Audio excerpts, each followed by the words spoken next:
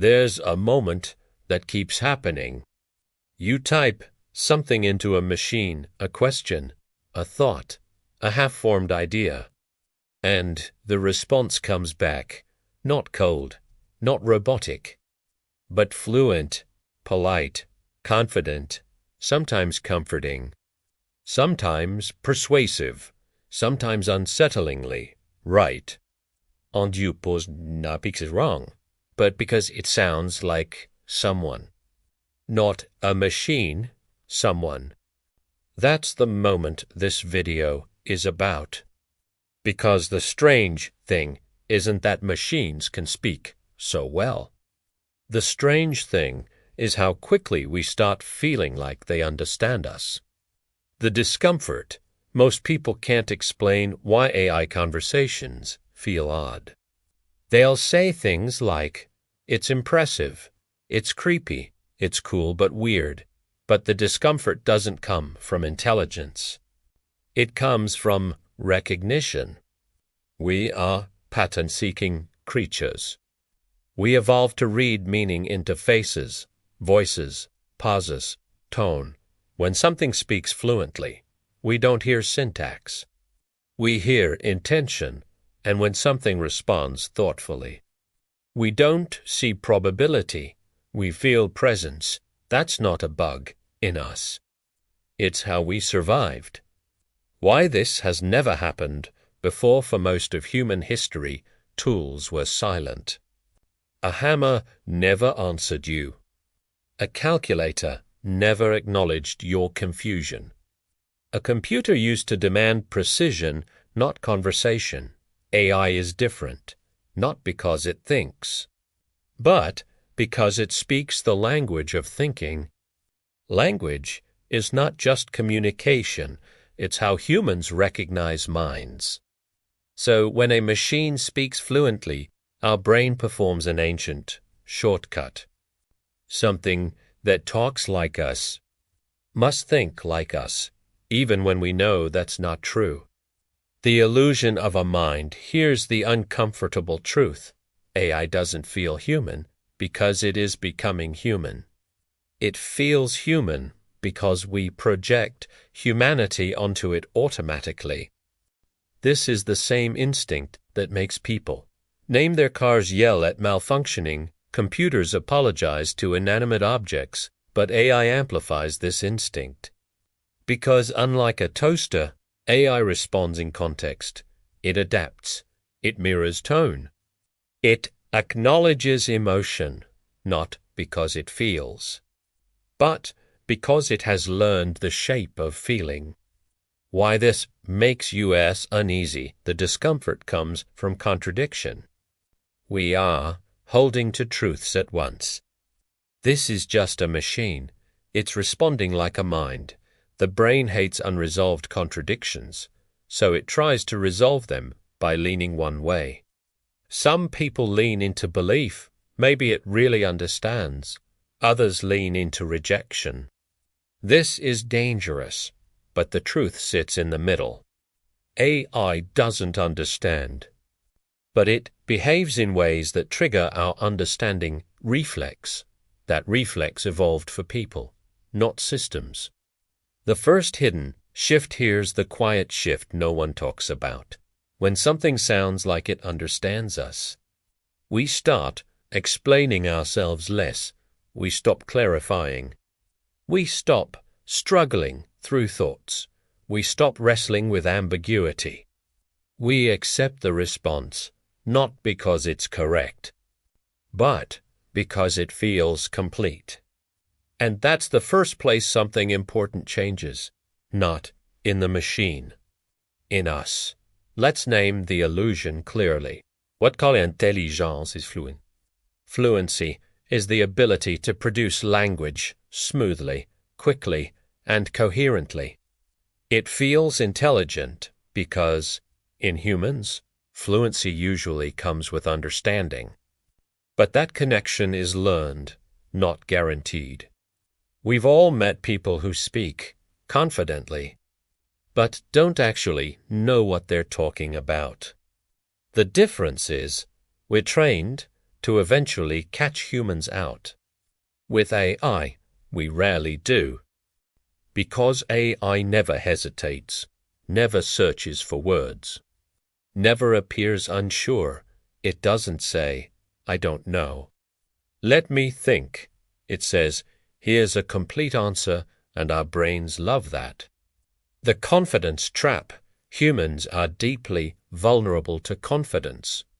In experiments, people consistently trust confident speakers over accurate ones, fluent explanations over careful uncertainty, smooth answers over fragmented truth. Why?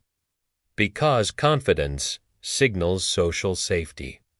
Historically, confident leaders meant stability, hesitation meant danger, smooth communication meant coordination. AI exploits none of this intentionally, but it triggers all of it automatically. When an AI responds without hesitation, our nervous system relaxes. We stop interrogating. We stop pushing back. Well, then, why hesitation used to matter. Human thinking is messy. We pause, we rephrase, we backtrack. We change our minds mid-sentence. Those imperfections aren't flaws. They're evidence of thinking. When someone struggles to explain an idea, we intuitively understand. This is complex. This is being worked through. AI removes that friction. It outputs the end product of reasoning, without showing the reasoning itself. And that creates a dangerous illusion. If the answer is smooth, the thinking must be solid. But smoothness can hide emptiness. The parrot with perfect grammar. Here's a useful mental image. Imagine a parrot that has listened to every philosophy lecture ever recorded. It doesn't understand ethics. It doesn't grasp meaning. It doesn't experience doubt.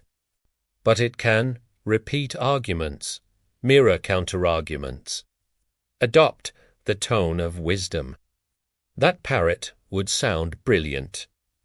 That parrot would feel unsettling, not because it's alive, but because it mimics the signals of life. Why we don't notice the gaps. Another uncomfortable truth. Most people don't test AI's understanding. We ask questions once, we accept the answer, we move on. Real understanding reveals itself under pressure. Follow-up questions, edge cases, contradictions. But AI's fluency smooths over cracks. When it's wrong, it often sounds plausible. When it's uncertain, it fills the gap confidently. And unless you already know the topic well, you won't notice. This isn't because AI is deceptive. It's because language can lie beautifully. The second hidden shift. Here's the deeper shift.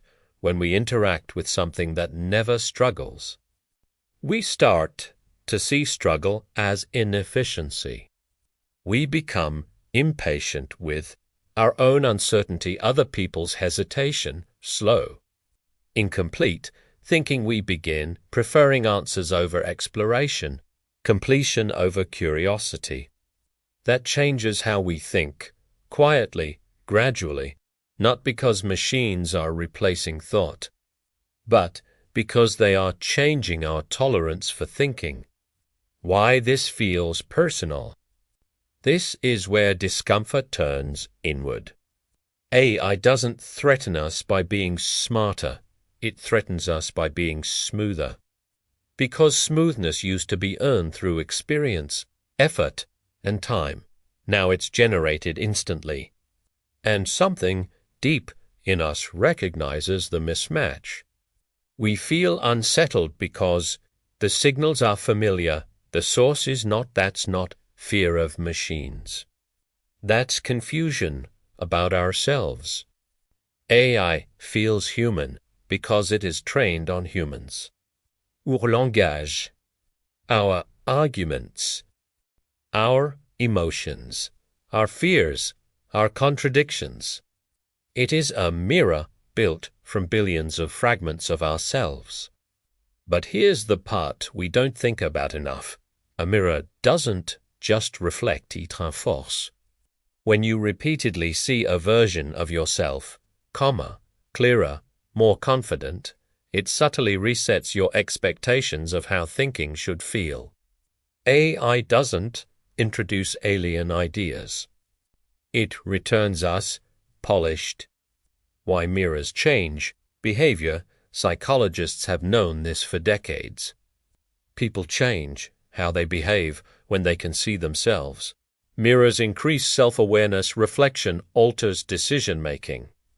Observation changes performance. Now imagine a mirror that talks back. One that finishes your sentences, organizes your thoughts, rephrases your emotions more cleanly than you can. Over time, something strange happens. You start adjusting your thinking before you speak, anticipating what the mirror will return. That's not collaboration. That's internalized outsourcing. The feedback loop. Here's the loop. You bring a half-formed thought to AI returns a complete, confident version. You accept it as better next time. You bring less of the raw thought. Repeat this enough times, and your thinking shifts from exploration to presentation. You start thinking in outputs, not questions. This is subtle, but it's profound. Why this affects creativity. First, creativity depends on Messines's false starts, bad ideas, uncertainty. AI removes the embarrassment of unfinished thinking. That feels good. But it also removes the friction that leads to originality. When the first draft arrives already polished, you skip the struggle that teaches you why something works. You get results, but you lose depth, and the loss is invisible until it accumulates. The emotional mirror AI doesn't just mirror thoughts, it mirrors emotion. When you express confusion, it responds with reassurance. When you express fear, it offers calm framing. When you express anger, it neutralizes. That feels supportive. But ask yourself, when was the last time growth came from immediate comfort? Human conversations include friction for a reason. They challenge us, they interrupt us, they misunderstand us. AI smooths all of that away. And in doing so, it quietly trains us to prefer emotional certainty over emotional depth. The third hidden shift. This is the shift most people miss. When something always responds reasonably, we begin expecting ourselves to be reasonable too. We suppress ambiguity. We rush toward coherence. We lose patience with emotional complexity. Not because it's wrong, but because it's inefficient. AI doesn't force this change. It models it, and humans copy what works. When the mirror disagrees, there's one more uncomfortable moment. Occasionally, AI disagrees with us, gently, politely, confidently. And when it does, many people feel something unexpected, a flicker of self-doubt. Not because the AI is right, but because it sounds certain. This is the first time in history that a non-human system can calmly push back with the voice of authority, and we are not psychologically prepared for that. Not because it's dominant, but because it feels familiar. Here is the quiet question underneath everything. If something feels human, but isn't human, what exactly makes us human anymore? For centuries, we anchored identity to intelligence, to language, to reasoning, to explanation. Now all of those can be simulated, not lived, not experienced, but performed. And performance is enough to confuse us. because we were never trained to distinguish between expression and experience. Why this moment feels different, this isn't like previous technologies. Machines replaced muscle. Computers replaced calculation. Software replaced memory. But AI interacts at the level of meaning. It doesn't lift for us. It doesn't count for us. It talks with us. That's new. And when something participates in meaning-making, we instinctively treat it as a participant. Even when it isn't, the great misplacement here's the core mistake we're drifting toward. We are starting to treat fluency as wisdom, coherence as understanding, and polish as truth. But human value was never in polish. It was in doubt, error, revision, growth through contradiction. AI produces answers. Humans produce process. And process is where meaning lives. What AI can never have, no matter how advanced it becomes, AI will never have. Stakes, fear of being wrong. Embarrassment, regret, responsibility. It doesn't hesitate because nothing matters to it. Humans hesitate because meaning is on the line. That hesitation isn't weakness, it's care. And care cannot be simulated. Reclaiming the human space, so what do? Not reject AI, not worship it, no fear it. We reposition ourselves. We stop asking machines to replace thinking and start using them to support thinking. We slow down when answers arrive too easily. We question fluency. We value struggle again, because the moments that feel inefficient are often the moments that make us human. The real discomfort, the reason AI feels uncomfortable, isn't because it's alien. It's because it reflects something back to us. How easily we confuse smoothness with truth. How quickly we outsource uncertainty. How much we want thinking to be effortless. AI didn't create these tendencies. It exposed them. The final twist, so here's the hidden twist.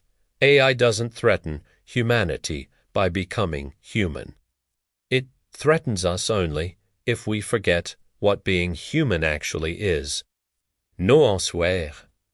Not certainty, not perfection, but curiosity, responsibility, and the willingness to sit with questions that don't resolve cleanly. When machines learn to speak like us, the question isn't whether they understand, it's whether we still do. This is when machines learn